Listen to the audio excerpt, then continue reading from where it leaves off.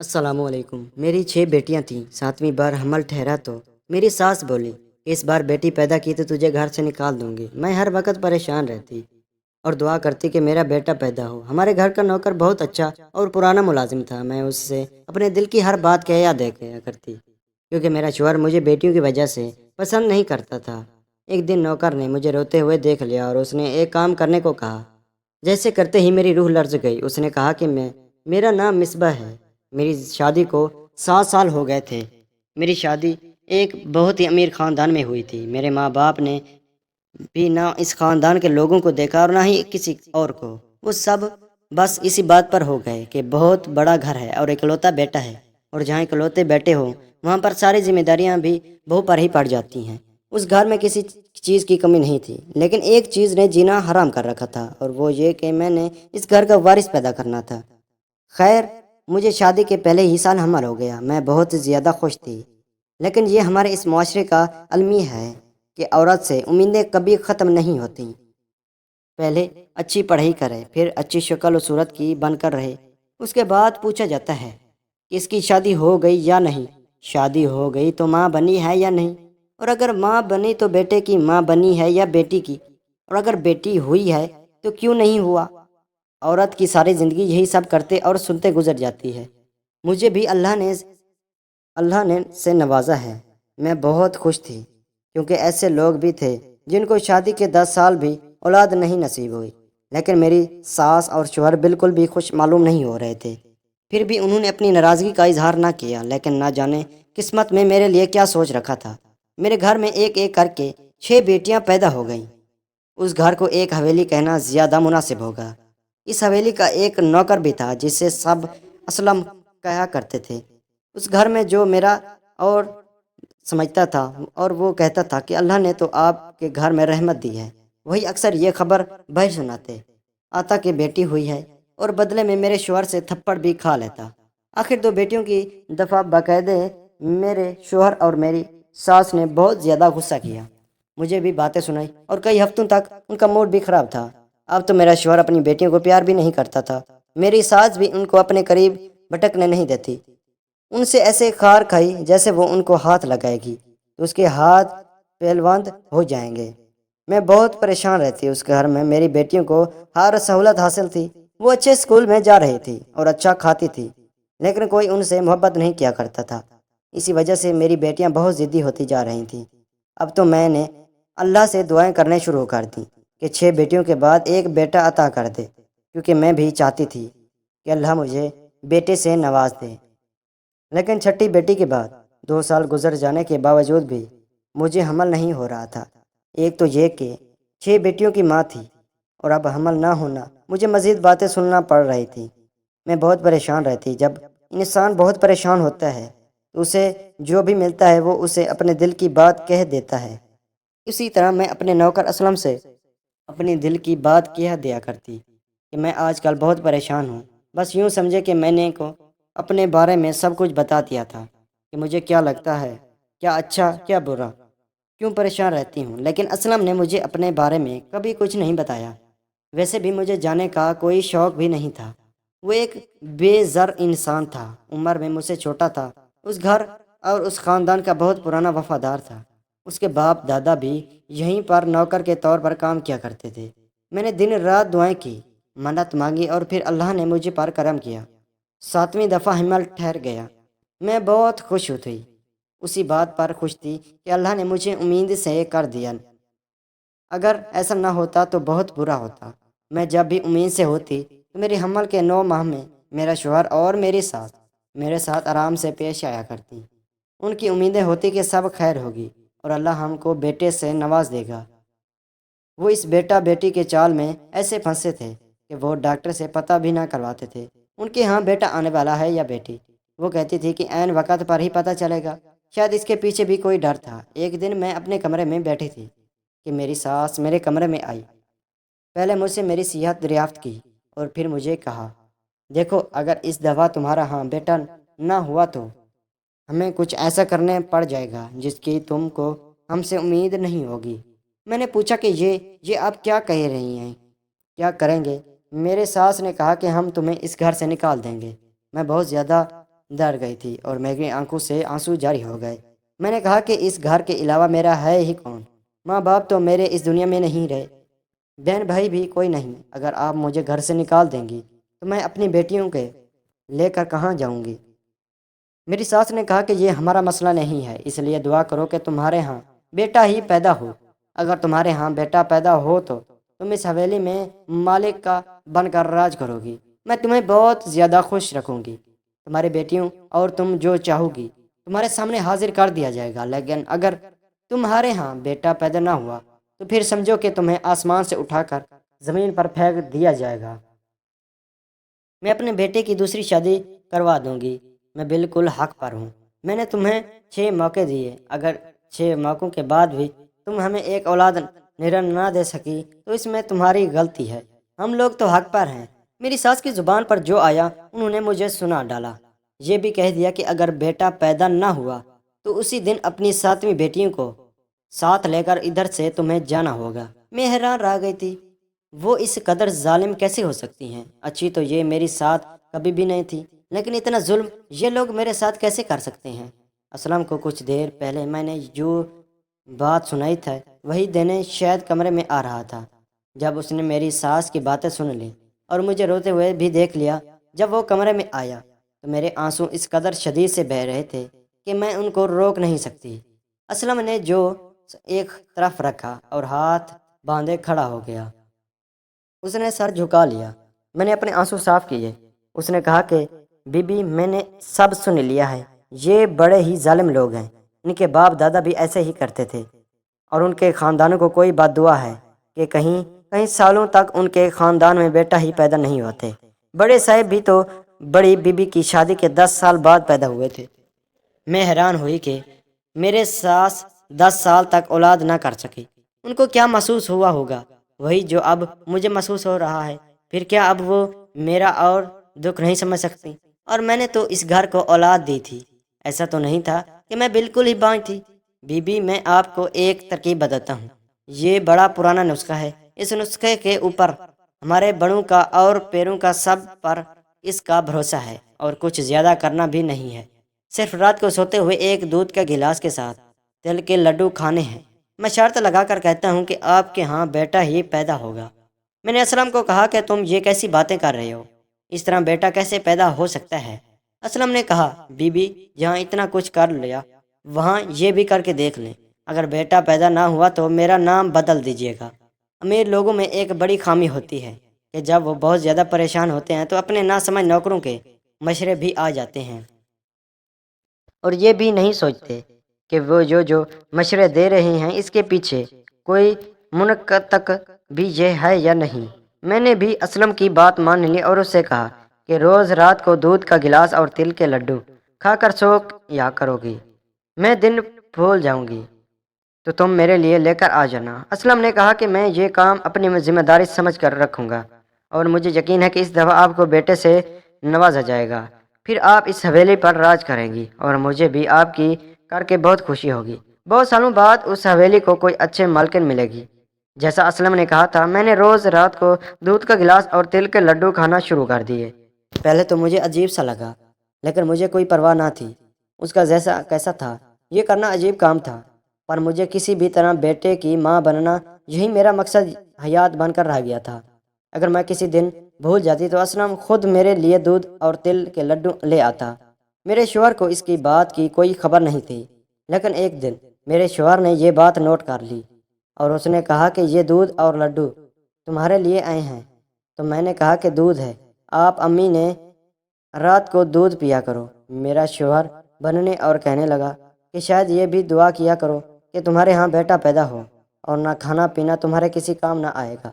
کبھی کبھی مجھے یہ سوچ کر بہت تکلیف ہوتی کہ میرا شوہر بھی میرے ساتھ نہیں دیتا، میرے لیے کچھ نہیں کر سکتا، لیکن کم سے مجھے تسلی تو دے سکتا تھا۔ اگر مجھے اس کا تھوڑا سا ساتھ مل جاتا تو شاید سکون مل جاتا، لیکن اب سچ تو یہ تھا کہ اس سے کسی بھی چیز کی امید نہیں تھی۔ اس نے مجھے اپنی ہم سفر نہیں سمجھا، اس نے مجھے بچہ پیدا کرنے کی مشین سمجھا تھا۔ اسے مجھ سے بیٹا چاہیے تھا۔ میں نے دعا کی کہ اس دفعہ مجھے بیٹا ہی پیدا ہو، جس کو میں اس کے حوالے کر کے یہ کہہ سکوں کہ جو تمہیں چاہیے تھا وہ تمہیں مل گیا ہے۔ لیکن مجھے تم سے کوئی سروکار نہیں ہے، ہم صرف نام کے میاں بیوی ہیں۔ میں اس دن کا انتظار کر رہی تھی۔ میں اسے یہ کہنا چاہتی تھی کہ میرے اندر ان 7 سالوں میں بہت نفرت بھر گئی تھی۔ میں نے پھر بھی کسی طرح سب کچھ برداشت کیا، کیونکہ میں بیٹیوں کی ماں تھی۔ سچ کہتے ہیں کہ عورت کی عزت مرد سے ہی ہوتی ہے۔ اگر وہ بیٹے کی ماں بنے تو اس کو عزت ملتی ہے۔ ایک دن میں اس حویلی میں بہت کچھ عجیب ہوتے سنا کہ میرا شوہر غصے سے چلا رہا تھا کہ اسلم کہاں ہے۔ پتہ چلا کہ وہ گھر نہیں تھا، نہ جانے وہ کہاں غائب تھا۔ آج تک کہیں نہیں گیا تھا۔ آج میرے گاؤں سے بہت ضروری دوست آ رہے تھے۔ مجھے اتنے سارے کام ہیں اور یہ کہا بھاگ گیا۔ میں بھی سوچنے لگی کہ آخر اسلم کہاں گیا ہے، لیکن وہ رات سے پہلے واپس آ گیا۔ اس کو میرے شوہر نے بہت ڈانٹا، پر اس نے سارے کام وقت پر کر ڈالے۔ جب وہ رات کو واپس آیا تو میں نے اس سے پوچھا کہ تم کہاں گئے تھے؟ تو کہنے لگا کہ بس میں کسی سے ملنے چلا گیا۔ لیکن مجھے صاف محسوس ہوا کہ وہ جھوٹ بول رہا تھا۔ جیسے اسلم نے کہا تھا، میں روز رات کو ایک تل کے لڈو کھایا کرتی تھی اور ساتھ ہی اللہ سے دعائیں بھی کیا کرتی تھی۔ میری ساس اکثر لوگوں سے باتیں کرتے ہوئے کہہ رہی تھی کہ ہاں امید سے ہے، بس دعا کرو بیٹا ہو جائے، نہیں تو اس کا قصہ تو میں تمام کر دوں گی۔ بس بہت جھیل لیا۔ اس عورت کو ایک دن میں نے اپنے شوہر سے سوال کیا، اگر اس دفعہ بھی ہمارے ہاں بیٹا پیدا ہوا تو کیا واقعی آپ مجھے گھر سے نکال دیں گے؟ میرے شوہر نے 2 پل مجھے دیکھا اور پھر اس دنیا کی سب سے ظالم بات کہہ ڈالی۔ اس نے کہا کہ اس گھر میں میری امی کا حکم چلتا ہے۔ اگر میری امی کہیں گی تو تمہیں اس گھر سے جانا ہوگا، تو میں تمہیں طلاق دے دوں گا، تو پھر یقیناً تمہیں اس گھر سے جانا ہی ہوگا۔ میرے شوہر نے یہ بات اس قدر آرام سے کہی تھی جب اس بات نے میرے دل میں بہت طوفان مچا دیا، لیکن میں اور کچھ نہ بولی اور اتنا کہا کہ ٹھیک ہے، جیسے آپ کو مناسب لگے۔ آخر یہ آپ کی زندگی ہے، آپ کی حویلی ہے اور اولاد بھی آپ ہی کی ہے۔ ایک دن میں نے کچھ ایسا دیکھا، میرے پاؤں تلے سے زمین نکل گئی۔ رات کا وقت تھا۔ یہ وہی ٹائم تھا جب اسلم میرے لیے دودھ اور تل کے لڈو لے کر آیا، لیکن آج سے آنے میں دیر ہی ہو گئی تھی۔ مجھے نیند آ رہی تھی۔ میں چاہ رہی تھی کہ میں جلدی سے کھا سے سو جاؤں۔ میرے آخری دن چل رہے تھے۔ مجھے صبح سے ہی طبیعت میں کچھ عجیب سا محسوس ہو رہا تھا۔ مجھے بہت زیادہ نیند آ رہی تھی۔ میں بار بار گھڑی کی طرف دیکھتی، لیکن وقت ہے کہ گزر ہی نہیں پا رہا تھا اور اسلم بھی نہیں آ رہا تھا۔ پھر سوچا کہ خود ہی چلی جاتی ہوں، دیکھتی ہوں کہ وہ کیا کر رہا ہے، اور اگر نہیں ہے تو خود ہی کچن میں کھڑے ہو کر اپنا کام کر کے واپس آ جاؤں گی۔ جب میں نے جانے لگی تو میرا شوہر نے مجھ سے پوچھا، اس وقت کہاں جا رہی ہو؟ تو میں نے کہا کہ میں ذرا ٹہلنے جا رہی ہوں، میری ٹانگوں میں بہت ہی کھچاؤ ہے، تھوڑا چلوں گی تو آرام مل جائے گا۔ اس نے کہا کہ ٹھیک ہے جاؤ۔ وہ خود کوئی کتاب پڑھنے میں مصروف بیٹھا تھا۔ جب میں کچن کی طرف آئی تو کچن کی کھڑکی سے میں نے ایک منظر دیکھا، جس منظر کو دیکھ کر میرے تو قدموں تلے سے زمین نکل گئی۔ میں حیران ہوئی۔ یہ سامنے ایک ٹرے رکھی ہوئی تھی جس میں دودھ کا گلاس رکھا تھا اور اسلم کے ہاتھ میں تل کے لڈو تھے جس پر وہ کچھ پڑھ کر پھونک رہا تھا۔ پھر دودھ اور تل کے لڈو کو اس نے ٹرے میں رکھا اور اسے اٹھا کر باہر آنے لگا کہ اس کا مجھ سے سامنا ہو گیا۔ مجھے دیکھ کر وہ ایسے چونکا جیسے کوئی چور چور پولیس کو دیکھ کر ڈر جاتا ہے۔ کہنے لگا کہ بی بی جی آپ کے کمرے میں ہی آ رہا تھا، یہ لیں اس کو کھا لیں۔ میں نے اسے یہ نہیں کہا کہ میں نے اسے یہ سب کرتے ہوئے دیکھ لیا ہے، پر میں نے کوئی لحاظ رکھا۔ میں نے کہا کہ تم جو کر رہے تھے میں نے دیکھ لیا۔ کیا کر رہے تھے تم؟ کیا تم مجھ پر کوئی جادو کر رہے ہو یا نہیں؟ یہ کرنے کے لیے کسی اور نے کہا؟ کہیں تمہیں یہ کرنے کے لیے میری ساس نے تو نہیں کہا؟ وہ جان بوجھ کر مجھ پر کچھ ایسا عمل کرواتی ہے جس سے بیٹی پیدا ہو جاتی ہے تاکہ مجھے اس گھر سے نکال کر اپنی بیٹی کی دوسری شادی اپنے بھانجے سے کروا سکے۔ تو تم خاندان کے پرانے نوکر ہو، تم ضروری ان لوگوں کے ساتھ ملے ہوئے ہو۔ اس حویلی میں تو نہ جانے کتنے یہاں تھے اور کتنے جاتے ہوں گے۔ میں بھی اس گھر کی ایک عورت ہوں، جو آج ہے کل نہیں، جو جیسے یا مرے، اس سے کیا فرق پڑتا ہے؟ تو پھر ایک نوکر میرے لیے اتنا پرخلوص کیسے ہو سکتا ہے؟ میں پاگل تھی، تمہاری باتوں میں آ گئی۔ میرے منہ میں جو آ رہا تھا میں بولتی چلی جا رہی تھی۔ وہ بار بار نہ میں سر ہلا رہا تھا۔ ایسا کچھ نہیں ہے، میں غدار نہیں ہوں۔ ہاتھ جوڑ کر بنتی کر رہا تھا، لیکن مجھے کوئی فرق نہیں پڑ رہا تھا۔ میں نے ٹرے کو ہاتھ مارا اور دودھ اور لڈو نیچے گرا دیا۔ شوہر سے میرا شوہر بھی سیڑھیوں تک آ گیا۔ میں اپنے شوہر کو کہنے لگی کہ اس شخص کو اس گھر سے نکال دو کہ اچانک میرے پیٹ میں بہت شدید درد ہوا اور میں لڑکھڑا کے میرا شوہر میری طرف بڑھا اور دہی کو بھلا گیا۔ میری ابھی تک کی ساری ڈلیوری گھر میں ہوئی تھی، لیکن اس دفعہ میری حالت بہت خراب تھی۔ انہوں نے کہا کہ یہ میرے باس کا کیس نہیں ہے، اس کو طبیعت بہت خراب ہے، یہ مر جائے گی، اس کو ہسپتال لے جاتے ہیں۔ میرا شوہر ان سب کے خلاف تھا، لیکن میری جان کو بنی میرے شوہر نے اجازت دی۔ مجھے ہسپتال لے کر جایا گیا۔ جب ڈلیوری کا وقت آیا اور میں نے اپنی اولاد کو دیکھا تو میرے تو قدموں تلے سے زمین نکل گئی، کیونکہ وہ بھی ایک بیٹی تھی۔ میں بری طرح پھوٹ پھوٹ کر رونے لگی۔ ڈاکٹر بھی حیران رہ گئے جب اچانک وہاں ایک عورت آئی اور اس نے میری بیٹی کو اٹھا کر وہاں پر ایک بیٹا رکھ دیا۔ میں حیران رہ گئی کیونکہ میں نے اس عورت کو پہلے کبھی نہیں دیکھا۔ جب آپ کو اللہ نے امید دی تھی، انہوں نے دنوں میں مجھے بھی امید ملی۔ میرے 4 بچے سارے کے سارے ہی بیٹے ہیں۔ مجھے اللہ سے اس دفعہ بیٹی کی امید تھی، لیکن اللہ نے مجھے پھر سے بیٹے سے نواز دیا۔ لیکن اسلم نے ساری بات بتائی اور اس نے کہا کہ ہمیں یہ بیٹا بڑی بی بی جی کو دینا ہوگا۔ اس نے سب کچھ پلان کیا تھا۔ میں سب کچھ جانتا ہے، وہ پہلے سے ہی تیاری کر کے آئی ہوں۔ یہ بچہ 2 دن پہلے ہی پیدا ہوا ہے، اس لیے بالکل بھی پتہ نہیں چلے گا یہ آپ کا بچہ ہے یا میرا۔ اس نے اپنے بیٹے کو میری گود میں ڈال دیا۔ میں روتے ہوئے بمشکل ہاتھ جوڑے۔ اس نے میرا ہاتھ پکڑ کر نیچے کر دیا۔ اس نے کہا کہ آپ ہاتھ نہیں جوڑیں۔ میں شکر سے رو رہی تھی، لیکن جب اس نے میری بیٹی کو اٹھایا تو میرا دل بیٹھ سا گیا۔ میں نے اسے کہا کہ تم میں مجھے اپنا بیٹا دینے کی ہمت ہے، لیکن میری بیٹی کو مجھ سے دور لے کر جاؤ گی، میں یہ برداشت کیسے کروں گی؟ اس نے کہا کہ آپ فکر نہ کریں، میں اس کو اپنی اولاد کی طرح پالوں گی۔ وہ میری بیٹی کو اٹھا کر اسی دروازے سے نکل گئی جہاں سے آئی تھی۔ میں نے ڈاکٹر سے بھی بات کر لی، ڈاکٹر کو سمجھا دیا۔ ڈاکٹر نے کہا کہ آج کل ایسے لوگ اس دنیا میں نہیں ہوتے۔ اگر اس طرح آپ کا گھر بچتا ہے تو میں اپنی زبان بالکل بھی نہیں کھولوں گی۔ اور میں تو ڈاکٹر ہوں، میں روز اس طرح کے لوگوں کو دیکھتی ہوں۔ جب بیٹیاں پیدا ہوتی ہیں تو بری طرح رونا شروع کر دیتے ہیں، بلکہ تقریباً ماتم کرنا شروع کر دیتے ہیں۔ ایسا بالکل بھی نہیں کرنا چاہیے۔ اسلم نے اپنا کام کر دیا، وہ واقعاً ایک وفادار نوکر تھا۔ میرے شوہر اور ساس کو جب پتہ چلا کہ میں نے بیٹے کو جنم دیا تو وہ بہت زیادہ روئے۔ جیسے میری ساس نے کہا تھا، مجھے ملکہ کی لے جایا گیا اور میری ہر بات مانی گئی، اور میرا شوہر اپنے بیٹے کو پا کر بہت خوش تھا اور میری بچیوں سے بھی بہت محبت کرنے لگا تھا۔ آج میری طبیعت کچھ بہتر ہوئی تو میں گھر آ گئی۔ میں نے اسلم کو کہا کہ مجھے معاف کر دو، میں نے نہ جانے تمہیں کیا کیا نہیں کہا۔ اس نے کہا کہ بی بی جی کوئی بات نہیں، میں آپ کا حال سمجھتا ہوں۔ اس دودھ اور تل کے لڈو کا اس بات سے کوئی تعلق نہیں تھا، بس میں نے سوچ لیا تھا کہ میں اپنی اولاد آپ کی جھولی میں ڈال دوں گی۔ لیکن اگر میں یہ بات آپ سے پہلے کرتا تو نہ جانے آپ کیا سوچتی۔ ساتھ ہی مجھے یہ بھی امید تھی کہ اللہ آپ کو بیٹے سے نواز دے گا۔ جب ہمیں پتہ چلا کہ آپ کی بیٹی پیدا ہوئی ہے تو میں نے اپنی بیوی کو فوراً سے بھیجا۔ میں شادی شدہ ہوں، لیکن میں نے یہ بات کبھی کسی کو نہیں بتائی۔ آپ کی بیٹی ہمارے گھر میں محفوظ ہے، اور ہمیں 4 بیٹیوں کے بعد جب بیٹی ملی ہے تو ظاہر ہے کہ وہ تو ہمارے گھر کی رانی بن کر رہے گی۔ آپ فکر نہ کریں، آپ سے ملوانے کے لیے لے آیا کروں گا۔ میری ساس اور شوہر کو جو چاہیے تھا وہ مل گیا تھا۔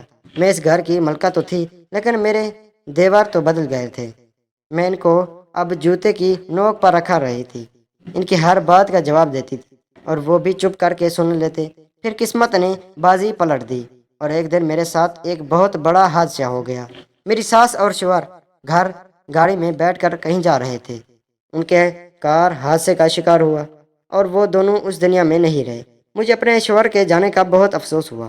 میں کئی مہینوں تک اس کا سوگ منایا کرتی۔ اب حویلی کے مالکن میں تھی، یہ ساری حویلی میری ہو چکی تھی۔ میں نے اسلم اور اس کی بیوی بچوں کو گاؤں سے واپس بلوا لیا اور اپنی بیٹی کو اپنی آنکھوں کے سامنے بڑا ہوتے دیکھنے کے لیے ان کو بھی اس گھر میں رہنے کے لیے کہا، اور آہستہ آہستہ اپنے گاؤں کی ساری زمین اور حویلی بیچ دی۔ ہم نے شہر میں جا کر گھر بنا لیا۔ شہر میں جا کر میں نے سب کو یہی کہا کہ اسلم میرا سگا بھائی ہے۔